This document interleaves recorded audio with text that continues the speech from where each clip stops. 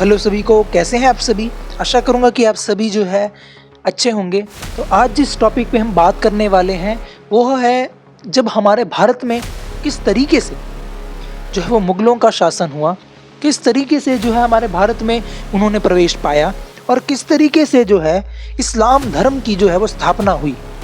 ये सभी एक दूसरे से इंटरलिंक्ड है, तो मैंने सोचा कि इन सभी पे जो है एक साथ ही एक वीडियो बनाई जाए। तो आप सभी, आशा करूँगा कि इस वीडियो को पसंद करेंगे। इसको एक कहानी की तरह मैं कोशिश करूँगा कि आप सभी को नरेट कर सकूँ। तो चलते हैं उस पुराने समय में, उस 10th सेंचुरी की ओर, जब जो है भारत में पाला डायनेस्टी, प्रतिहाराज, राष्ट्रकूटास का जो है वो शासन था नॉर्थ इंडिया के साइड। उस समय जो है अरब्स भी है वो काफ़ी ज़्यादा फल फूल रहे थे और उन्होंने जो है 10th सेंचुरी के दौरान जो है भारत के सिंध रीजन को, जो आज के पाकिस्तान में मौजूद है, उस पर जो है पहला इन्वेजन किया 10th सेंचुरी के दौरान।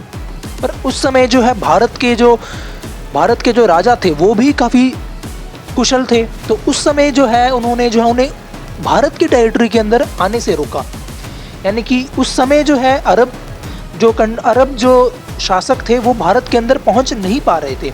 उस समय भारत विश्व भर में सोने की चिड़िया नाम से तो प्रसिद्ध था ही, साथ ही साथ भारत का जो है विश्व भर में जो एक नाम था, विश्व भर में भारत की एक नई पहचान थी, विश्व भर में भारत को जाना जाता था। इसलिए जो है अरब के जो शासक थे उनकी एक भारत पर जो है एक नज़र थी कि इस भारत पर भी जो है हमारा शासन जो है वो किया जाना चाहिए। उस समय दिल्ली में भी जो है वो तोमर्स या राजपूत शासन था। तो ये रही हमारे भारत की बात 10वीं सेंचुरी में। तो इसी के साथ साथ कंटेम्प्रेरी इस्लाम धर्म का भी जो है वह जो है उदय हो रहा था। शुरू में क्या हुआ, जो मोहम्मद प्रॉफिट जी थे उन्हें जो है अरब ट्राइब्स जो थी उनके द्वारा जो है एक्सेप्ट नहीं किया जा रहा था। उन्होंने इस्लाम की फ़िलॉसफ़ी को जो है उस समय जो है नहीं माना। जो अरब ट्राइब्स थी उस समय उन्होंने जो है इनको नहीं माना। फिर क्या हुआ, धीरे धीरे करके जो हमारे मोहम्मद प्रॉफिट जी थे वो मक्का से जो है मदीना शिफ्ट हो गए और फिर उन्होंने अपनी एक आर्मी बनाई, जैसे हम मुस्लिम्स नाम से जो है वो जानते हैं।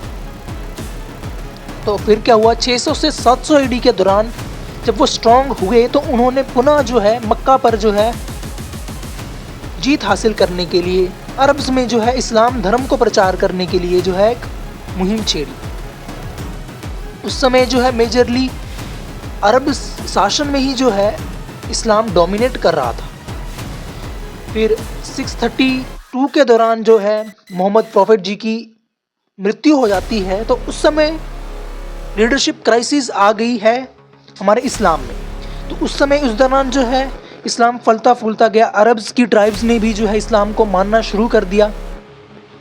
और फिर क्या हुआ, जब उनकी मृत्यु हो गई तो एक तरीके से कहा जा सकता है लीडरशिप क्राइसिस आई। यानी कि कोई भी लीडर जो है वो नहीं बचा था उस समय इस्लाम धर्म में। फिर क्या हुआ कि खलीफा सिस्टम जो है इसे जो है सुचारू रूप से उस समय जो है चालू किया गया। इसे अबू बकर, जो कि पहले खलीफ भी बने, पहले सक्सेसर बने हमारे मोहम्मद प्रॉफिट जी की। फिर क्या हुआ कि अबू बकर जी ने जो है रशीदुन कैलिफेट नाम से जो है अपनी वंश चलाया और उन्होंने इस्लाम को पूरे अरब में जो है फैलाया और पर्शियन एम्पायर को उन्होंने कॉन्कर किया। ईरान और इराक तक उन्होंने जो है शासन किया। इसे बैजेंटीन एम्पायर भी उन्होंने अपने अंदर आक्रमण किया। फिर उसके बाद क्या हुआ कि अबू बकर के बाद उमर आए, उस्मान आए, फिर अली जी आए। अली के दौरान क्या हुआ कि जो मुस्लिम्स का जो ग्रुप था वो डिवाइड 2 सेक्ट्स में हो गया, जिसे हम शिया और सुन्नी नाम से जो है वो जानते हैं। उनके बीच जो है एक लड़ाई सी छिड़ गई। जो शिया ग्रुप था उन्होंने कहा कि इसके भीतर जो है जो अगला खलीफा जो बनाया जाएगा, जैसे मैंने भी आपको बताया कि फर्स्ट खलीफ जो थे वो थे अबू बकर। तो शिया वाले जो थे उन्होंने कहा कि जो अगला प्रॉफिट जो होगा, जो अगला जो खलीफ होगा वो होगा प्रॉफिट जी के परिवार से। सुन्नी वाले थे, उन्होंने क्या कहा कि मुस्लिम कम्युनिटी से होना चाहिए, ये ज़रूरी नहीं है कि वो प्रॉफिट की फैमिली से ही हो। जो अली थे वो थे उन्हीं के परिवार से। तो फिर क्या हुआ कि उनका जो है वो असैसिनेशन करवा दिया गया, उन्हें मार दिया गया।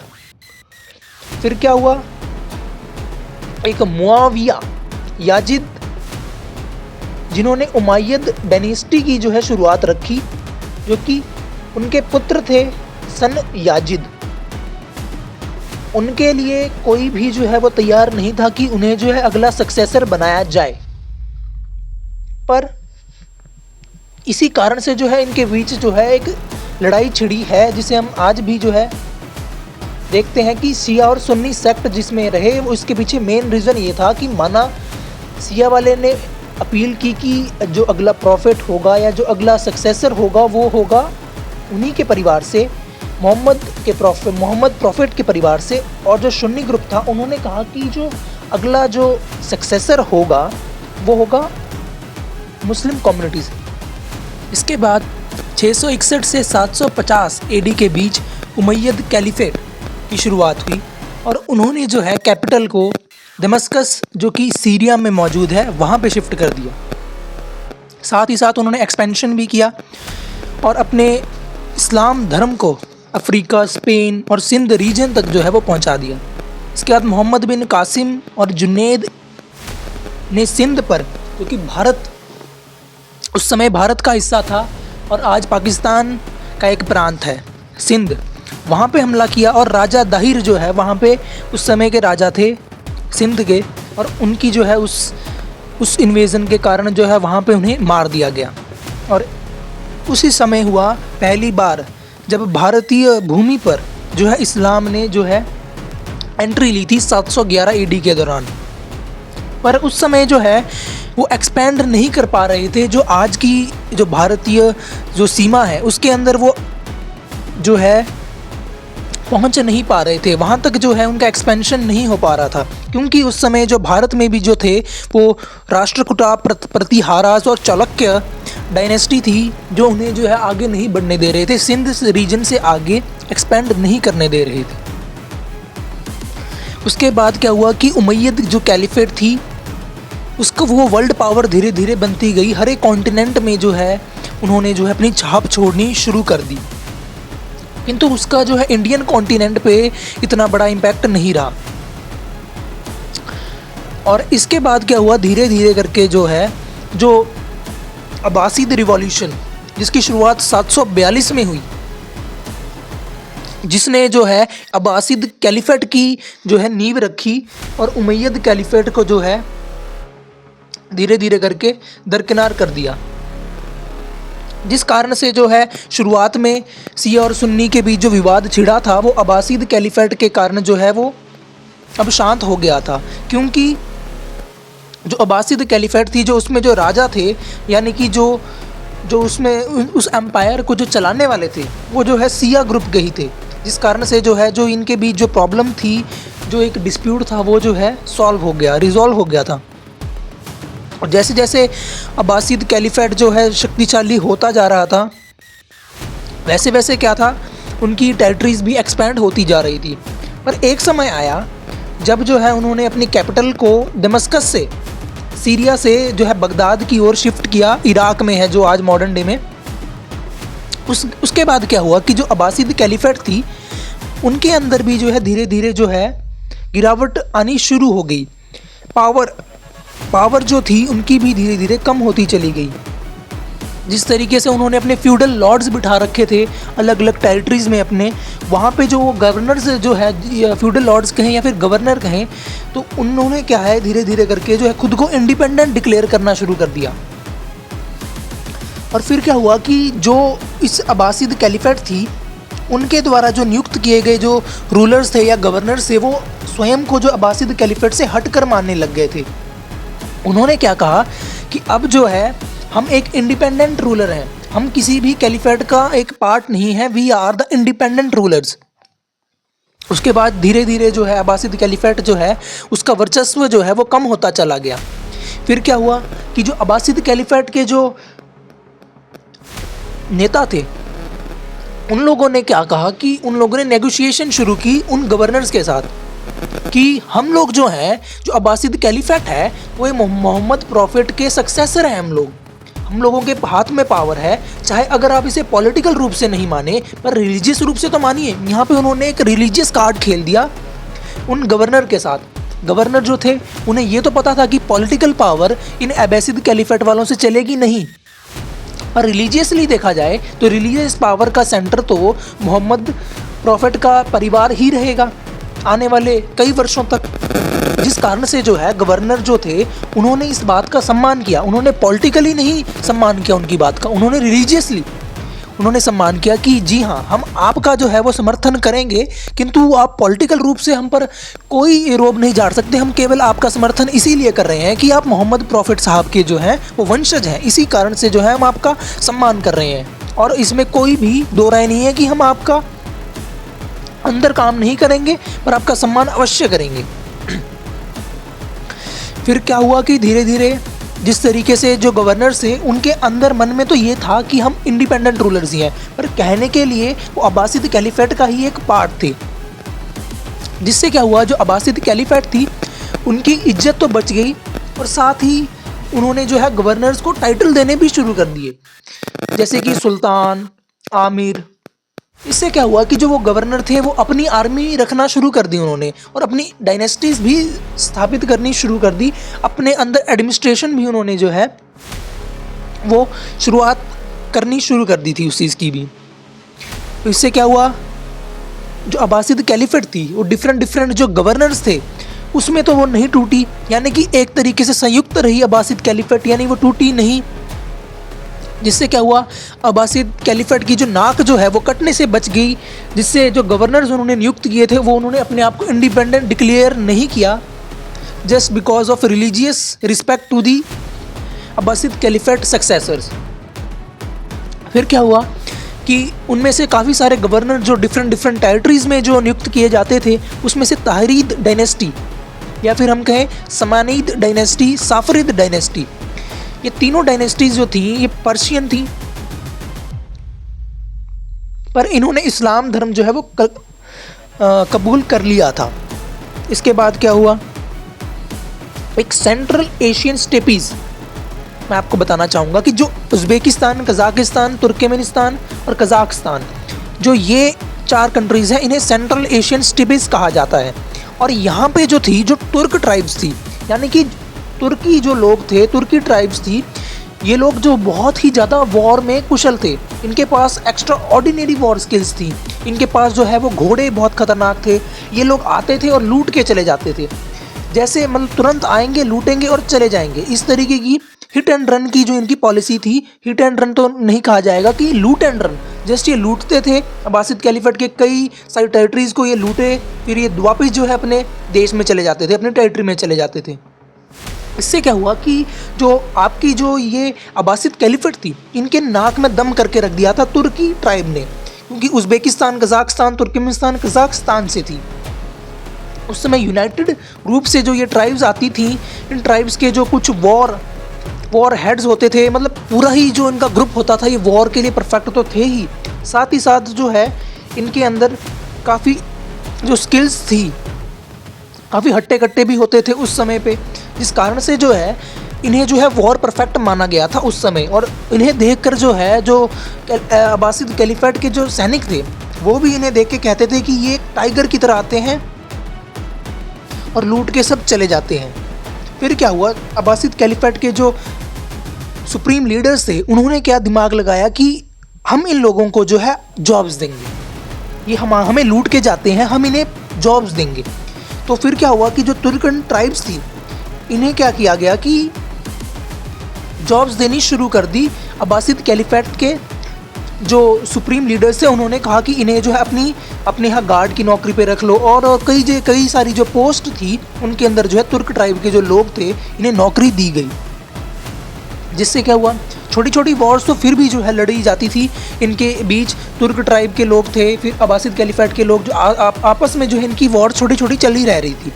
पर फिर क्या हुआ, धीरे धीरे समय बीता और जो ये तुर्क ट्राइब्स के लोग जो कैलिफेट अब्बासिद कैलिफेट में जो शामिल हुए थे, जिन्हें जॉब्स दी गई थी, जिन्हें सिपाही की नौकरी दी गई, वॉर जिन्हें कई सिपाहियों की नौकरी मिली, और भी कई तरीके की जो है इन्हें नौकरियां जो है प्रदान की गई। ये जो थे तुर्क जो लोग थे ये लॉयल थे, जो भी इन्हें नौकरी पे रखता था ये उनके लिए लॉयल थे कि जैसा वो कहेंगे हम वैसा ही करेंगे, हम अपने मालिक की बात नहीं डाल सकते। तो इसलिए क्या हुआ कि फिर जब वॉर्स होती थी तुर्क ट्राइब्स की अब्बासिद कैलिफेट के साथ, इसमें क्या था, दोनों साइड से जो थे वो तुर्की लोग ही लड़ रहे थे।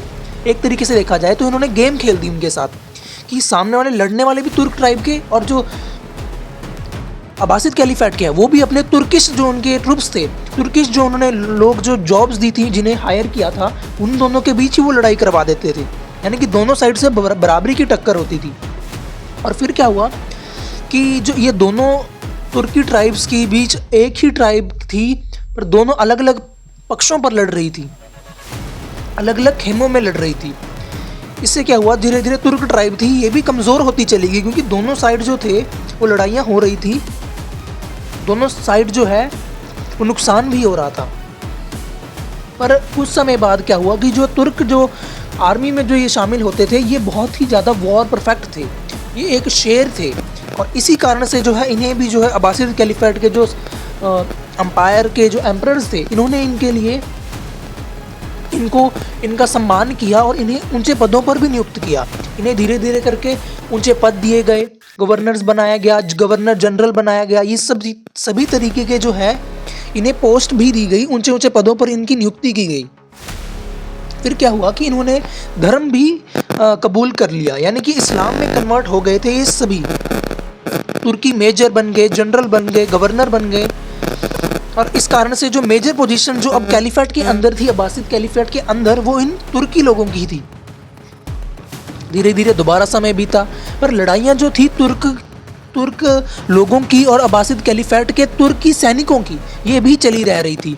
क्योंकि चालाकी इस तरीके से थी कि जो तुर्क ट्राइब्स होती थी, जब उनकी लड़ाई या वो लूट के लिए आते थे, तो वो जानबूझ के अब उन्हीं के सैनिक, यानी कि तुर्की ट्राइब के जो सैनिक होते थे उन्हीं जो है वो भेज देते थे, जिस कारण से पर वो जो थे अपने हायर के प्रति लॉयल थे, जिस कारण से जो है वो उन्हें उनका अपने ही ट्राइब के लोगों को वो बहुत ही बुरी तरीके से जो है मार दिया करते थे। और इन्हीं तुर्की लोगों को जिन्होंने ऊंचे पद हासिल किए, इन्हें कहा गया गाजीज। आगे जाके हम डिटेल में पढ़ेंगे गाजी कौन हुए, पर इन्हीं जो तुर्की लोग थे जो ऊंची ऊंची पदों पर अब्बासिद कैलिफेट के अंदर बैठे, उन्हें कहा गया गाजी। और इसके बाद समय्यद डायनेस्टी में जो था वो तुर्क स्लेव जैसी चीज़ें जो है वो भी हमें देखने को मिली, जिसे कि तुर्क स्लेव, समय्यद जो डायनेस्टी थी उसके अंदर जो एक तुर्की था वो उसका स्लेव था समय्यद डायनेस्टी के एम्परर का, और उसे जो है एम्परर आर्मी का जनरल बना दिया गया।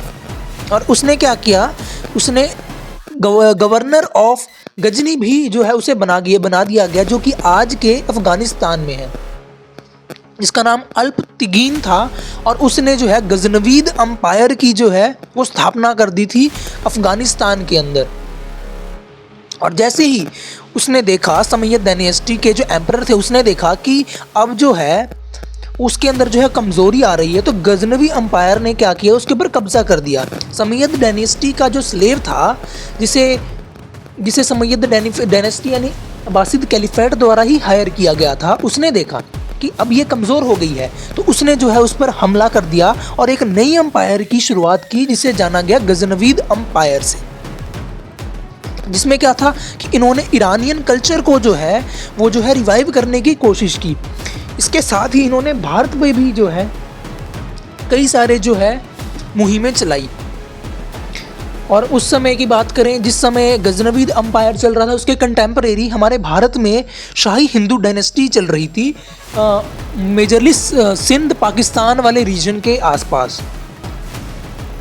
फिर क्या हुआ कि जो सबसे पहले जो अफ़गानिस्तान तक जो भारत की जो सीमाएं थी उस समय पर, वहाँ पर जो है काबुल पर जो है सबसे पहले हमला कर दिया गया और शाही हिंदू डायनेस्टी को वहाँ से जो है हटाने का प्रयास किया गया। पर जो गजनी था वो उसे कैप्चर नहीं कर पाया। और फिर क्या हुआ, काबुल और जलालाबाद और पेशावर जो आज के समय भी उसी नाम से जाने जाते हैं, वहाँ पर वह गजनवी अंपायर ने टारगेट किया पर कैप्चर नहीं कर पाया। फिर क्या हुआ कि महमूद गजनी जो थे उन्होंने लाहौर पे हमला किया। और फिर क्या किया, वहाँ पे वो जब उन्होंने लाहौर पे हमला कर दिया था तो लाहौर तो उन्होंने कब्जा लिया, पर फिर क्या किया, वो उन्होंने जो शाही डायनेस्टी के जो राजा थे, जो शाही हिंदू डायनेस्टी के जो राजा थे, उन पर आक्रमण किया और उन्हीं के पीछे पीछे वो जम्मू कश्मीर तक जा पहुँचे। पर वहाँ पे उन्होंने देखा कि वेदर कंडीशन उतनी अच्छी नहीं थी, जिस कारण से जो है वो वहाँ तक नहीं पहुँचे और वापस आ गए और लाहौर तक जो है अपना जो है उन्होंने अंपायर जो है वो स्थापित कर दिया था। फिर इसके बाद 1015 AD के दौरान लाहौर तक तो गजनवीद अंपायर पहुँच चुका था और साथ ही इसके कंटेम्परेरी भारत में जो राजपूत किंगडम थे उस किनारे पर राजस्थान, पंजाब और गुजरात वाले रीजन में जो है राजपूतों का शासन था। फिर क्या हुआ, इन्होंने क्या किया, धीरे धीरे करके जो मोहम्मद गजनी है इसने क्या किया, इसने डायरेक्ट हमला नहीं किया, इसने भी जो है वो तुर्की ट्राइब जैसी स्ट्रेटजी ही अपनाई, क्योंकि अल्टीमेटली ये खुद भी एक तुर्क ही था जिसने कैप्चर किया था अब्बासिद कैलिफेट की समय्यद डायनेस्टी को अपनी अंपायर बना के, गजनवीद अंपायर बना के। फिर क्या हुआ, फिर धीरे धीरे करके जो है भारत की ओर ये बढ़ा और जो भारत की जो मुख्य भूमि है, जो आज का भारत है, पाकिस्तान को छोड़ के या अफगानिस्तान को छोड़ के, उस पर जो है पहली बार जो है मोहम्मद गजनी ने जो है हमले करने शुरू किए। उसका जो मुख्य टारगेट जो था, मेन जो उसका एम होता था, वो होता था लूटना, डिस्ट्रॉय करना। वुमेन किडनैपिंग भी बहुत की गई उस दौरान। थानेश्वर जैसे मथुरा, कन्नौज, बुंदेलखंड, सोमनाथ, इन सभी जगहों पे जो है मोहम्मद गजनी ने हमले किए थे और वहाँ पे जो है काफ़ी सारी चीज़ों को डिस्ट्रॉय कर दिया गया। जो उस समय के जो प्राचीन मंदिर थे उन्हें तोड़ा गया और भी जो प्राचीन जो यूनिवर्सिटी, जिसे हम नालंदा यूनिवर्सिटी के नाम से भी जानते हैं, और भी जो शिक्षण स्थल होते थे उन्हें जो है नष्ट कर दिया गया। पर ये सब एक साइड पे चल रहा था, भारतीय साइड पर। और दूसरी साइड पे जो गजनी था उसके साथ क्या दिक्कत हुई कि तुर्की जो ट्राइब्स थी वो अभी भी जो है उसके साथ लड़ाई चल ही रही थी। भारत के तरफ तो उसने हमला करना शुरू कर दिया था, लूट मार वो करता था, पर उसने कभी भारत पे राज करने का नहीं सोचा। उसने भारत को एक सोर्स की तरह यूज़ किया, बस कि भारत की भूमि पर आके वो लूटे और अपनी जो वॉर को फंड कर सके तुर्की ट्राइब्स के साथ। उसका मेन एम अभी भी यही था कि वो तुर्की ट्राइब पर जो अपना शासन बिठा सके। और जो तुर्की ट्राइब्स थी वो काफ़ी स्ट्रॉन्ग थे, काफ़ी स्ट्रॉन्ग वॉरियर्स थे, काफ़ी वॉर परफेक्ट थे। इसलिए उसने क्या किया कि भारत की भूमि का उसने यूज़ किया। भारत की जो एक अर्थव्यवस्था थी, भारत में जो इकोनॉमिकली जो एक रिच बैकग्राउंड था उस समय पर, उसका इस्तेमाल किया और वहाँ पे जाके तुर्की ट्राइब्स के साथ जो वॉर में उसने वहाँ पे फंड किया। फिर 1173 में क्या हुआ कि जो हमारे राजपूत किंग थे वो धीरे धीरे करके क्या हुए, वीक पड़ते गए। इससे क्या हुआ, एक और नई डायनेस्टी की जो है वो शुरुआत होने लग गई उसी अफगानिस्तान वाले रीजन में। और जिससे क्या था कि जो मोहम्मद गजनी था उसे गुरीद्स ने हरा दिया, जिसे शेल्जुक अंपायर भी कहा गया। जो शेल्जुक अंपायर था उसने गजनवियों पर भी हमला किया और अब्बासिद कैलिफेट, जो कि सिर्फ अब नाम मात्र का ही रह गया था, उस पर भी जो है लगातार हमले किए गए।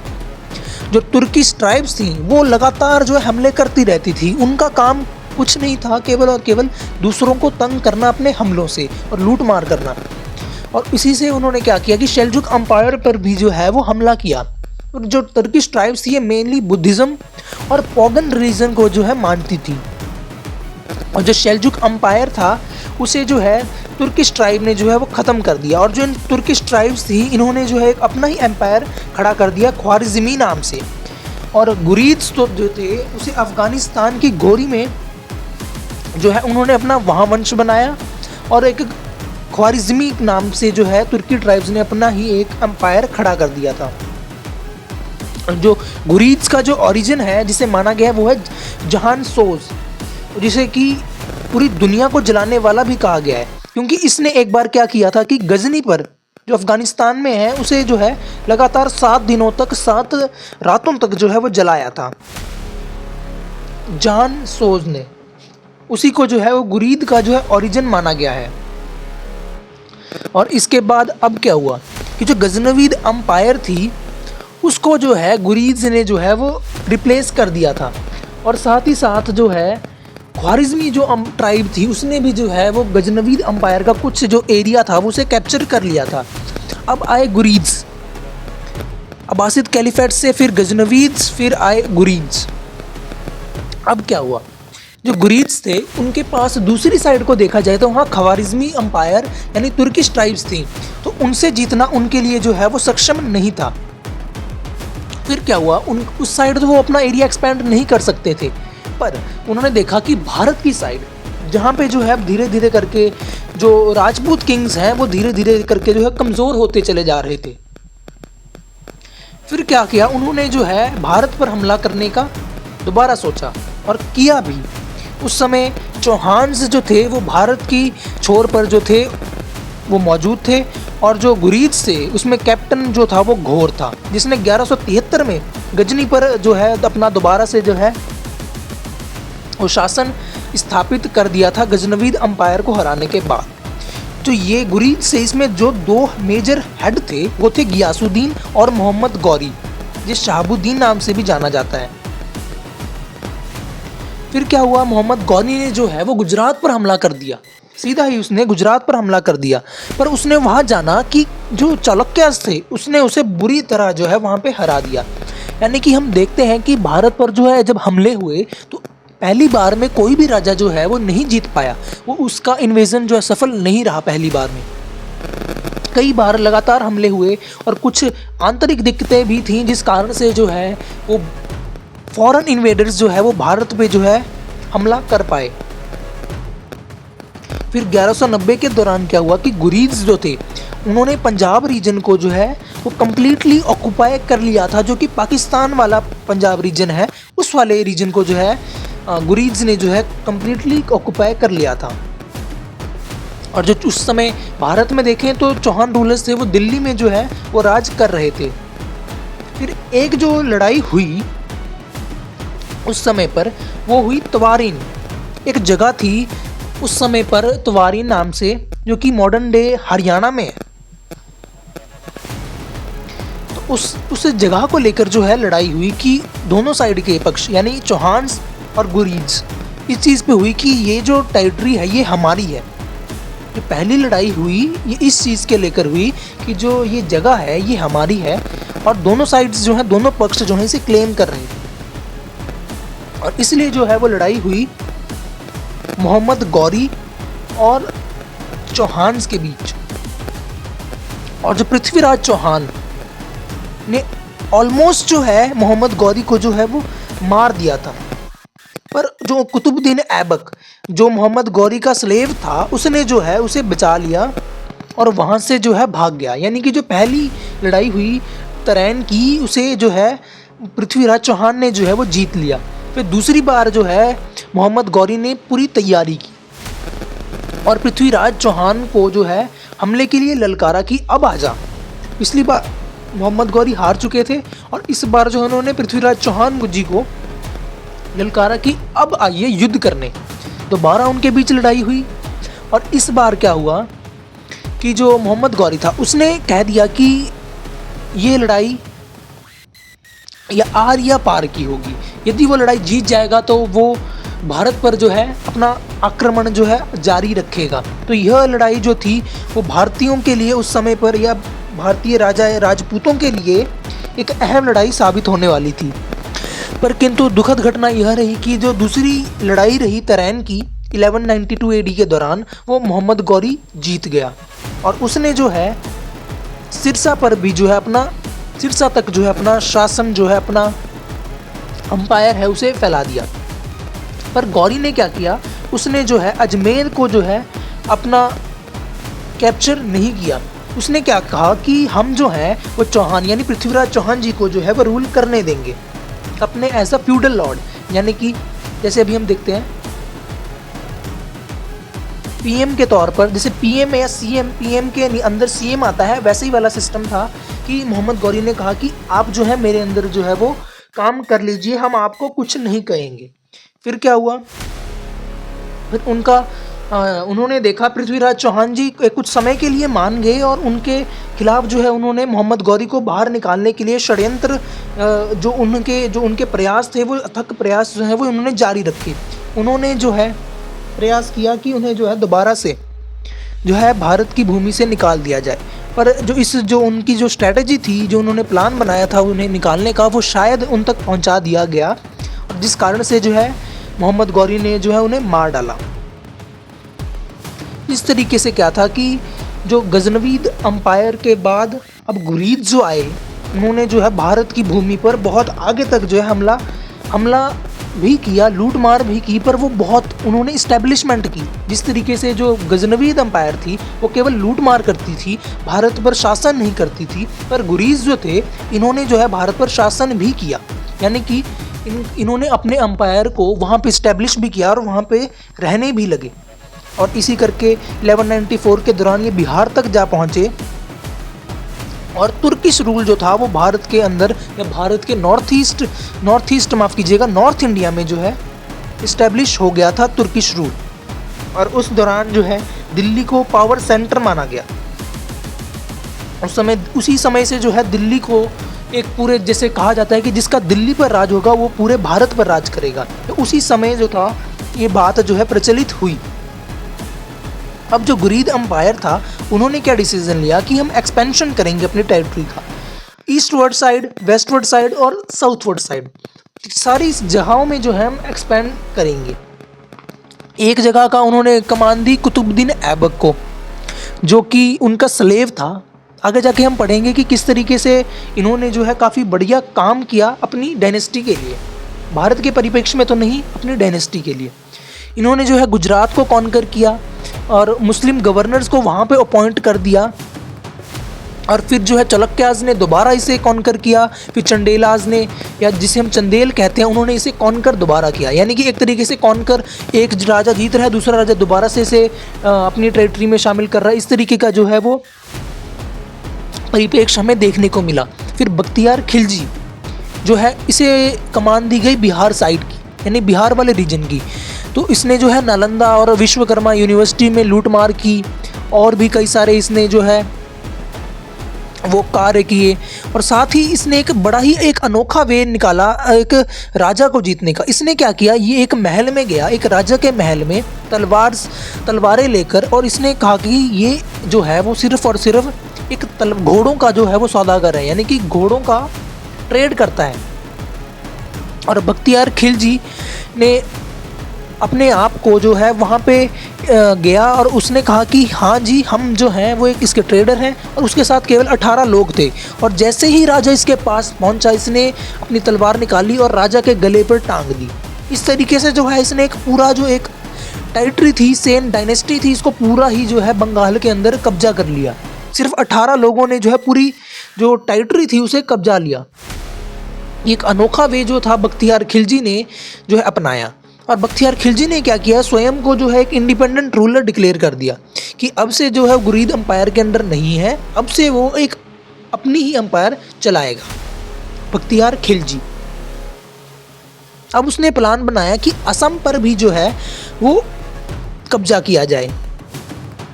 अली मर्दान खिलजी ने बंगाल को भी बंगाल को उसने सौंप दिया अली मर्दम खिलजी को, और फिर वो असम पे जो है अपना हमला शुरू करने लग गया। फिर वहाँ पे क्या था, असम के क्षेत्र में जो था अहोम डायनेस्टी थी। और किंग पृथु गोरिल्ला, जो किंग पृथु जी थे उन्होंने जो थी वो गोरिल्ला टेक्निक का इस्तेमाल किया बख्तियार खिलजी के खिलाफ। और वहाँ पे उन्होंने पूरी आर्मी को जो है बहुत ही निर्दयता के साथ जो है जीतने नहीं दिया, पूरी टेरिटरी पर कब्जा करने का प्रयास था। और वो जो है एक तरीके से जो आसाम के जो जंगल थे उनमें जो है उन्हें फंसा कर रख दिया और अपने जो है एक्सपेंशन भी नहीं कर पाए। और वहाँ पे इतनी बड़ी सेना लेकर आए थे और उसकी भी कुछ गिने चुने जो है वो सैनिक ही केवल उनके पास रह गए थे। अब 1192 से 1206 के बीच तुर्किश कॉन्क्वेस्ट हुआ और 1206 में जो है स्लेव डायनेस्टी की जो है वो शुरुआत जो है कुतुबुद्दीन ऐबक ने कर दी थी, जिसने भी खुद को एक इंडिपेंडेंट रूलर डिक्लेयर कर दिया था, एक इंडिपेंडेंट गवर्नर डिक्लेयर कर दिया था। और कुतुबुद्दीन ऐबक ने ही 1206 में स्लेव डायनेस्टी की शुरुआत की। और कुतुबुद्दीन ऐबक ने उसने देखा कि अब जो है ये गजनी के जो गवर्नर थे इनको कॉन्कर किया सबसे पहले। और फिर इसने क्या किया, जो गुरीद एम्पायर के साथ इसके जितने भी लिंक्स थे, जितने भी इसके गवर्नर्स वगैरह थे गुरीद एम्पायर के, सबको जो है इसने खल्लास कर दिया, यानी कि सबको जो है धीरे धीरे ये निपटाता चले गया। और इसने जो है स्वयं को एक टाइटल भी दिया सुल्तान का, कुतुबुद्दीन ऐबक। और इसने जो है अपनी कैपिटल लाहौर को जो है शिफ्ट कर दिया। और इसने ध्यान रखा कि जो दिल्ली सल्तनत है इसी का फाउंडर भी अगर किसी कहा गया है तो कुतुबुद्दीन ऐबक को। और स्लेव डायनेस्टी की फाउंडेशन भी किसी ने रखी थी, वो कुतुबुद्दीन ऐबक ही थे। काफ़ी सारी जो इमारतें हैं इन्हीं के नाम से बनाई गई थी। कुतुब मीनार जैसे है तो उसमें सूफी सेंट के नाम पे कुतुब मीनार को बनाया गया। फिर क्या हुआ कि पोलो का बहुत शौक था इनको, तो ये पोलो खेलते हुए गिर गए और इस कारण से जो है इनकी मृत्यु हो गई। फिर इसके बाद जो हमारे कुतुबुद्दीन ऐबक थे इनके जो स्लेव थे वो थे इल्तुतमिश। तो इल्तुतमिश कुतुबुद्दीन ऐबक के स्लेव थे और उसके बाद दिल्ली सल्तनत की कमान सौंप दी गई इल्तुतमिश को। अब आपके इल्तुतमिश जी थे, इल्तुतमिश जी इन्होंने भी जो है काफ़ी प्रयास किए सल्तनत को जो है आगे बढ़ाने के, काफ़ी सारे प्रयास रहे इनके भी, काफ़ी सारी इमारतें भी बनाई गई उस समय के दौरान। और इसके अगले जो एक रूलर्स आए वो थे मोहम्मद बिन तुगलक, जिन्होंने जो है कैपिटल को दिल्ली से शिफ्ट करके दौलताबाद तक पहुंचाया। और इन्हीं के दौरान जो है विजयनगरा अम्पायर भी जो है वो चल रहा था भारत के कर्नाटका रीजन में, जिसकी हम्पी जो कैपिटल थी साउथ इंडिया का एक किंगडम रहा, यानी कि जहाँ पे पूरे भारत में जो मुग़लों का शासन था उस दौरान उस दौरान जो है एक ऐसा अम्पायर स्थापित हुआ जिसने उनके खिलाफ जो है डटकर सामना किया। साथ ही साथ बहामनी किंगडम भी स्थापित हुई जिसे अलाउद्दीन हसन नाम से जाना गया, जो कि एक अफ़गान ट्रैवलर था। और इन्होंने जो है इसकी शुरुआत की, जो कि एक ब्राह्मण ने थे, उन्होंने इसे पाला पोसा। और फिर जो है इसी कारण से जो है इसने किंगडम का जो नाम सोचा वो बहामनी किंगडम इसी नाम से पड़ा कि उन्हें सम्मान देने के लिए उसने किंगडम का नाम भी बहामनी किंगडम रखा। इसके बाद क्या हुआ कि स्लेव डायनेस्टी जो थी उसे दिल्ली सल्तनत से धीरे धीरे वो अंतिम जब राजा की ओर बढ़ते चली गई तो उस कारण से जो है इनकी जो पावर्स थी वो कम होती चली गई। फिर आए बाबर, और बाबर ने जो है इब्राहिम लोदी को जो है वो हराकर भारत के अंदर जो है मुगल वंश का जो एक स्थापना कर दी थी। पूरे तौर पर नहीं, पर अभी भी कुछ जगहों पर जो है वो हिंदू किंग्स थे जो ऑपरेट कर रहे थे।